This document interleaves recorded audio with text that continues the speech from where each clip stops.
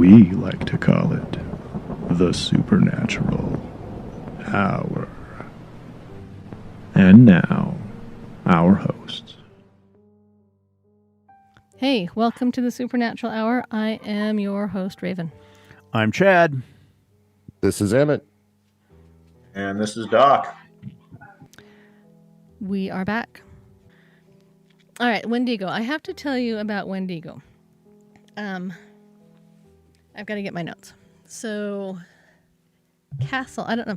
If you've listened to us from day one, Castle mentioned just very briefly a phone call that he had from a fellow. So I had to call him today to make sure I had the story right, because I want to give the story right. But we had someone contact us, actually contacted Castle, and he wanted to join our team. And he said, I need to join your team. He said, there's a huge flock of crows in this Walmart parking lot, and I just know that this dumpster is haunted. We need to go check it out. I need to be on your team, and I'm qualified to be on your team because I have taken on an entire herd of Wendigo single-handedly. What? Yeah, that's what we all said too. So he's not on our team. This is a Native American cryptid, right? Yes. Yeah. Yeah. So Okay. he and the way he put it It's was the one I'm thinking of. I have to consult my Castle notes. He took on a whole herd of Wendigo. I didn't know that Wendigos flocked in herds, but anyway. Single-handedly took out a whole herd of Wendigo. Wow. And if you know much about Wendigo, I don't think anybody can take out a whole herd of them single-handedly. I don't think they run in herds from everything. Yeah, I think they're solitary. Exactly. Exactly. There's just, from everything I've researched. there's a lot going on there, and I'm glad this fellow felt confident in his abilities, but I'm thinking there's a few holes in that story. So, Chuck, what do you know about Wendigo? Just that it's a Native American spirit that is associated with bad times, like times of starvation or war, and I've heard that it's cannibalistic. It's not a good thing. That's what I've heard. Yeah, I knew about Wendigo. I knew briefly what they were, but if you'd asked me too many details, I would have just stared at you blankly. A malevolent spirit. Yes. Some people, this is hole one in that fellow story, is some people believe that it's a mythological creature. I personally believe, and some of the articles that I looked at did say it could be just a manifestation of an evil spirit. So is it mythical? Is it real? That's up to you and where your belief system takes you. I believe that a Wendigo is a manifestation of an evil spirit. I really do. But that's me. But they do say that the mythological part of it comes from or originates from folklore of like the Plains and Great Lake natives. The Algonquin people. Some of the First Nations. Those that are kind of based around the East Coast forests of Canada, kind of that Great Plains region in the U.S., Great Lakes region, and basically modern ethnology, any speakers in the Algonquin family of languages. So kind of that, what's the word I want? That area, that, I don't know, there's a word, think of it, put it in there. That geographical area. Thank you, that geographical area. Chuck, have you ever seen a picture of a Wendigo? Yeah, they have horns and it looks like a kind of an animal skull face on this really thin, winnowy, humanoid-like frame. They walk on two legs like humans do. But yeah, they're quite scary looking from the pictures and the descriptions that I've read. And Oh yeah. artist renditions. I've never seen a photograph, but You never ran into a herd of them at the Walmart? If you saw a herd of elk, maybe just from the head up, you might think it was a bunch of Wendigo on the other side of the fence. But Yeah, so some of the descriptions, that I found online, I'll just read you a few of them. An emaciated figure with ashen flesh. I'm glad they weren't emancipated. Emaciated, not emancipated. Emaciated. Oh, hey, yeah, look at that. That's not a word I use often, folks. That's why we have a doctor. Yes, we do. That's a word I Emaciated. use a lot. That's what I get for not reading my notes very closely. Okay, emaciated figure with ashen flesh. Some say it's giant, up to about 15 feet or 4.5 meters, for those of you that aren't in the U.S. They say it grows larger the more it eats, which I kind of think falls for humans too. I know when I eat a lot, I can get kind of big. It can have sunken or glowing eyes, sharp yellow fangs and claws. It says its lips are chewed or entirely missing because it has eaten them. So not only is it cannibalistic, is there a word for eating yourself, Doc? Or is that just cannibalism? I'm sure there's a term, but I'm not sure what it is. Well, that's probably a good thing. We don't want you to use that term very often at all, because that would be weird. It says it can be hairless or have fur. It can have pointed ears, horns, or antlers like a deer. It smells like rotting flesh and is usually first detected by humans by its horrible odor. And that right there kind of lends me to believe that it's not as mythological as real, because one of the signs of demonic activity is, horrible odors, feces, death, rotting flesh. And they always... The term for eating yourself is autophagia, by the way. Ew. How would that work as a diet? Yeah, is that a weight loss plan? It seems like it's net neutral at that point, right? You would think so. You would think it would just kind of, weird. So, just with the horrible smells, and then just the way they look, I think we have run into several type 3 that have been rather small, not super powerful, but they project themselves to be really scary looking, to scare the clients that we've worked with. The victims. And then I'm sure that there are many that just are big and scary looking, because they are demonic entities. Let's face it, they're not going to look like cute little pussycats. Yep. So, but even though they're like super creepy looking and like rotting flesh and eating their own lips off, it says they're believed to have exceptionally sharp eyesight, hearing, and sense of smell, superior strength and speed, so that they can overpower and stalk their victims. They tend to live in colder climates because, we kind of talked about that region up, Great Lakes up by Canada. So they can move easily through deep snow and across ice. The legend has it a shaman may be the only person who can subdue and destroy a Wendigo. And the way you would do that would be a silver, steel, or iron bullet or a dagger. Some legends say that the Wendigo's heart must be cut out and melted or burned in a fire before its spirit is truly vanquished. So, on that account, the ring from Lord of the Rings, would it be a Wendigo because it had to be burned by fire? I don't think so, but interesting correlation.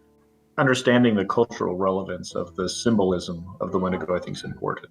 He is a mythological character that exists in time of famine or struggle, and culturally is almost used as a reminder that we don't eat each other, right? No matter how bad things get, we don't eat one another. And so they talk about, in these cultures, they have ceremonies and things to kind of remind the people that things get bad and we starve sometimes and famine is nasty, but at the end of the day, you lose your humanity when we start eating one another. One of the YouTubes I was watching, they're talking about it, and it's, that people can become Wendigo by becoming cannibalistic. And that's one of the things. And if somebody does that in the culture, they talked about this one poor hunter that was not very good and couldn't provide for his family and ended up killing and eating his wife and children because of the starvation that he was at. And it's like, okay, so if you're going to kill and eat your wife and your children, how can the rest of the tribe trust you? If you are going to do that to your closest family members, so then you get shunned by the tribe.